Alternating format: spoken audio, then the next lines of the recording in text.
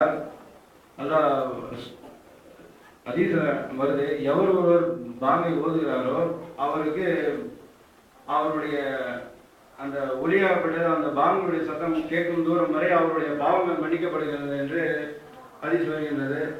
அவர் அவ்வளவு அழகான அந்த பாங்கை ஓதுகின்ற அந்த அந்த மோதினார் அவருடைய அர்த்தங்களுடன் ஓதுகிற அந்த மோதினார் என்ன அர்த்தத்தில் ஓதுகிறார் என்றால், அல்லாஹ் பெரியவன், அல்லாஹ் பெரியவன், அல்லாஹ்வின் தூதராக நபிகள் நாயகம் முகமது அவர்கள் இருக்கின்றார்கள், தொழுகையின் பக்கம் வாருங்கள், வெற்றியின் பக்கம் வாருங்கள், அல்லாஹ் ஒருவனே பெரியவன் என்று உரை தன் வாயால் இந்த ஊர் முழுக்க, இந்த கிராமம் முழுக்க, பக்கத்து ஊர் அனைவரும் கேட்கும்படி அவர் பாங்கை ஓதுகின்றார். ஆனால் அவர் என்ன ஓதுகின்றார் என்று அவருக்கு தெரியுமா? அவர் அல்லாஹ் பெரியவன், அல்லாஹ் பெரியவன் என்கின்றார், அவனுடைய தூதராக முகமது இருக்கின்றார் என்கின்றார். இவை அனைத்தும் சொல்லிவிட்டு அவர் சொல்கின்றார், தொழுகை பக்கம் வாருங்கள், வெற்றியின் பக்கம் வாருங்கள் என்று கூறுகின்றார்.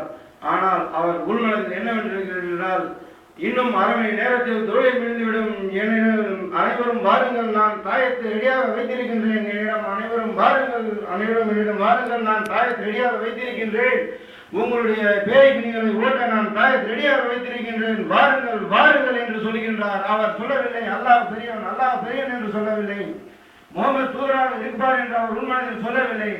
என்னுடைய வியாபாரம் இங்கு நடக்கப் போகின்றது, அரை மணி நேரத்தில் வாருங்கள் வாருங்கள், விரைவில் வந்தால் வெற்றிகரமாக நீங்கள் என்னுடைய தாயத்தை எடுத்துக்கொண்டு செல்வீர்கள், இல்லை என்றால் நீங்கள் நஷ்டமடைவீர்கள் என்று அவர் உள்மனதில் இப்படித்தான் அவர் சொல்கின்றார். ஆனால் நாம் கேட்கும் நாமளோ அவர் அல்லாஹ் பெரியவன், அல்லாஹ் பெரியவன் என்று உரை நிகழ்த்தார் என்று நினைத்துக் கொள்கின்றோம்.